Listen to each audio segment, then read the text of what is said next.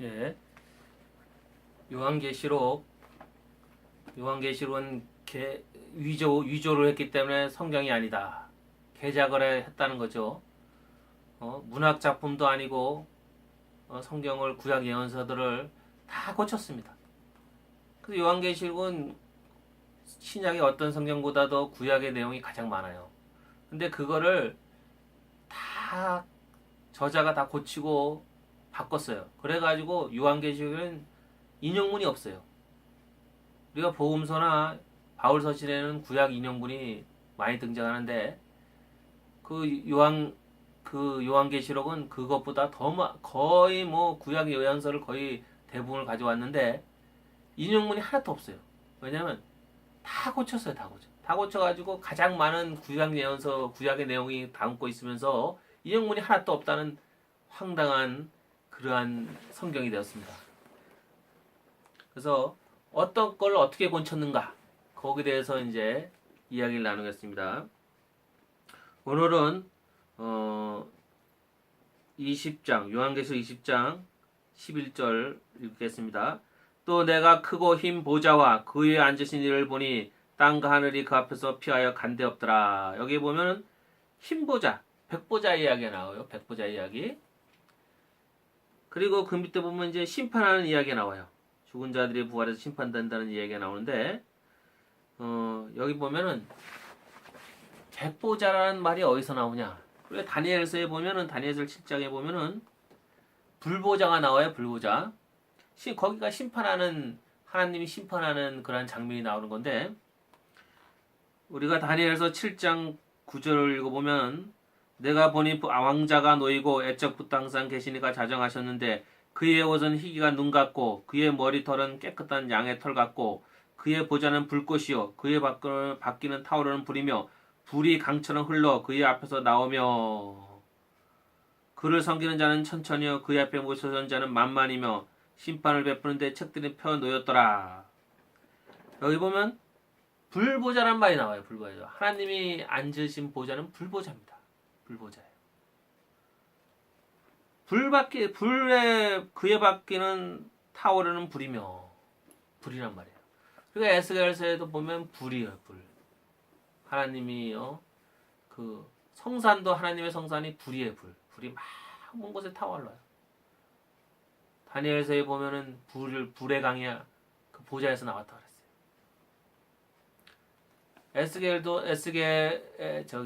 에스겔이 아니고 엘리야도 불병거를 타고 올라갔죠. 불병거를 타고 올라갔는데 이 불이라는 것은 하나님과 예수님 그걸 그 불에 휩싸이고 그걸 상징하죠. 우리가 모세도 하나님을 만났을 때 저 멀리 보니 떨기나무에 불이 붙었는데 떨기나무가 타질 않는 거예요. 타가지고 그게 쓰러져가 다 타가지고 재가 돼가 쓰러져야 되는데 계속 불이 막 붙었는데 한참 동안 불이 거기서 붙었는데 나무는 그대로 있어요. 안 타는 거예요. 다니엘서도 그렇잖아요. 다니엘의 세 친구를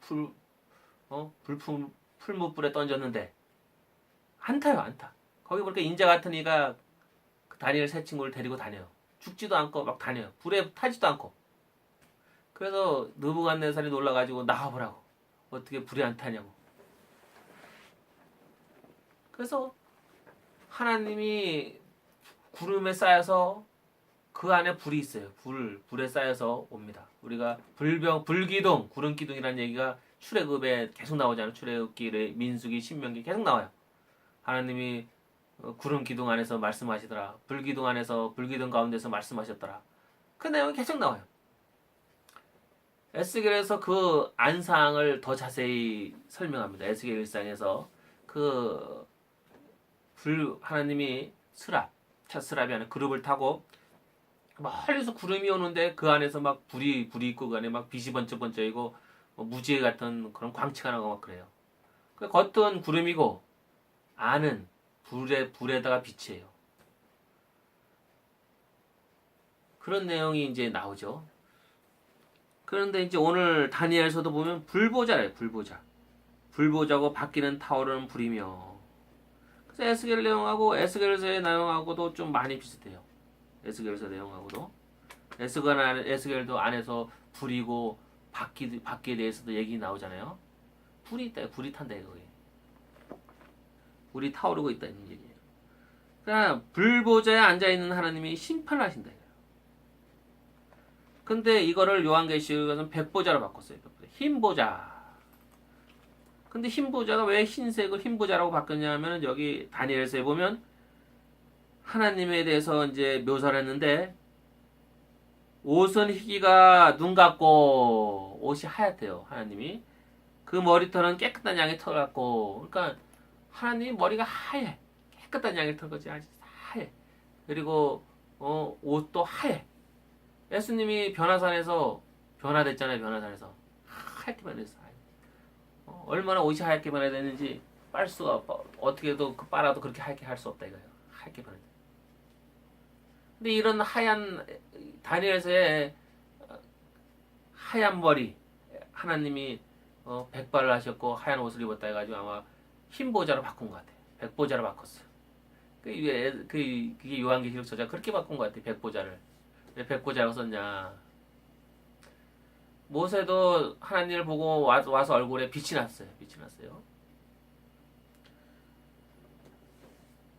그래서 이 요한계시록의 저자가 흰보자로 이렇게 바꿨다는 거예요. 불보자인데 하나님은 항상 불보자를 타고 다니시는데 불에 휩싸여서 불에 휩싸여 다니고 하나님 타고 다니는 건 다 불이란 말이에요. 불. 거기서 불이 막 다 난단 말이에요. 그리고 하나님의 성산이 불타는 성산이에요. 불타는 성산. 우리가 성경에 보면 하나님의 성산이 불이 거의 가득해요. 불이. 그러니까 그 불에 타는 자는 그 성산에 못 다니는 거야. 다니엘의 세 친구처럼 인자 예수님이 데리고 다니면 불을 다닐 수 있는데 아마 우리가 천국에 가면은 불 타는 데를 지나가야 되는데 예수 믿는 사람은 거기서 불에 안 타. 근데 예수 안 믿는 사람들은 그 불을 이기지 못하는 거죠. 그런 것 같아요. 그래서 하나님의 성산 안에서는 불이 막 타오르고 불의 강이 흐르고 막 그런다는 거죠. 이제. 그리고 또 여기 그 윗구절에도 재밌는 구절이 있어요. 뭐냐면 곡과 마곡의 그 20장 8절에 보면 나와서 땅의 사방 백성 곡과 마곡을 미혹하고 우와 싸움을 붙이니. 근데 마곡의 왕 곡이거든요. 에스겔서에서는 마곡의 왕 곡으로 나오는데 그거를 여기서는 요한계시록 저자는 또 어떻게 지멋대로 바꿨냐면 곡과 마곡 곡을 한 지역으로 설정했어요. 지역으로. 이런 식으로 이제 장난치를 치는 겁니다. 은근슬쩍 놀리는 거죠. 장난치는 겁니다. 또 그것뿐만 아니라 22장 요한계시록 22장 2절을 보면은 또 이제 고치는 게 나와요. 길 가운데로 흐르더라 강자후에 생명나무가 있어 12가지 열매를 맺되 달마다 그 열매를 맺고 그 나무 잎사귀들은 만국을 치료하기 위하여 있더라. 이게 에스겔서 47장 12절에 나오는 내용입니다. 에스겔서 47장 12절 한번 찾아보겠습니다.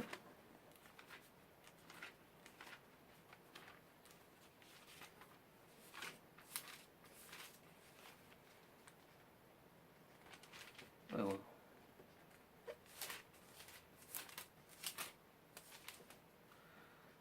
제가 읽을게요. 강 좌우가에는 각종 먹을 과실나무가 자라서 그 잎이 시들지 아니하며 열매가 끊이지 아니하고 달마다 새 열매를 맺으리니 그 물이 성소를 통하여 나옴이라. 그 열매는 먹을 만하고 그 잎사귀는 약재료가 되니라. 이걸 그대로 인용해도 되잖아요. 별 차이가 없는 것 같은데 여기 보면은 요한계시록의 저자는 다 고칩니다. 다 개정을 합니다. 여기 보면 뭐라 그러냐면 달마다 새 열매를 맺으리니 열매가 끊이지 아니하며 달마다 새 열매를 맺으리니 달마다 새 열매를 맺는데요. 근데 요한계시록 저자는 어떻게 바꿨냐면 12가지 열매를 맺되 달마다 그 열매를 맺고 12가지 열매를 덧붙였어요. 12가지 열매를 맺되 달마다 그 열매를 맺고. 그리고 에스겔서에서는 그 잎사귀는 약재료가 되리라. 잎사귀가 약재료가 된다고 여기서 말하죠. 요한계시록 저자는 또 어떻게 고쳤냐면 그 나무 잎사귀들은 만국을 치료하기 위하여 있더라. 만국을 치료하기 위하여 있더라. 이런 식으로 이제 고쳐요. 이거 고치니까 비슷한데 뭐 그게 뭐 잘못된 것 같지도 않고 뭐 그러니까 이게 그 잎사귀 약재료가 됐는데 그 약재료가 무슨 약재료냐 했더니 요한계시록 보니까 만국을 치료하는 약재료구나. 이런 식으로 이제 생각하게 만드는 거예요, 이제. 그리고 달마다 열매를 맺는다 그랬는데 달마다 새 열매를 맺는다는데 그러면 달마다 새 열매를 맺는데 요한계시록 딱 보니까 12가지 열매가 맺는데요. 12가지 열매를 더 붙인 거예요. 달마다 새 열매를 맺는데 12가지 열매를 맺는다고 더 자세히 가르쳐 줬구나, 요한계시록이. 이런 식으로 사람들이 착각하게 생각하게 만드는 거예요. 없는 내용을 덧붙이는 겁니다. 여기는 없는 내용 덧붙이는 거예요. 그래가지고 이게 뭐 이 요한계시록 저자가 하나님께 예언을 정말 받았다면 문제가 되는 게 없죠. 문제가 되는 게 없는데 그게 아니라는 겁니다. 왜냐하면 이 요한계시록의 대부분이 구약 예언서를 이런 식으로 고쳤어요. 고쳐가지고 다 이렇게 넣어놨어요. 예수님이 예언을 하면서 구약 예언서를 자꾸 조금 고쳐가지고 다 예언해 줬겠어요? 이사야서 조금 고쳐서 예언해주고, 이사야서 내용 좀 고쳐서 바꿔서 예언하고, 스가랴서 바꿔서 예언하고, 이런 식으로 했겠냐는 겁니까? 요한계시록은 구약이 엄청나게 많이 들어왔어요. 구약 예언서들을 엄청나게 많이 고쳤단 말이에요. 근데 예수님이 다 그렇게 고쳐서 예언했냐 할게요. 아니라는 거죠. 왜 그러냐면 구약의 예언서들은 분량이 요한계시록보다 많아요. 많은데 이사야 내용에서 나오는 거랑 다른 예언서에 나오는 거 다 틀려요. 똑같은 내용이 없어요. 예레미야나 스가랴, 에스겔 내용이 다 틀립니다. 거기서 나오는 이야기가 딴 데는 안 나와요. 딴 예언서들은 안 나와요. 다 독창적이에요.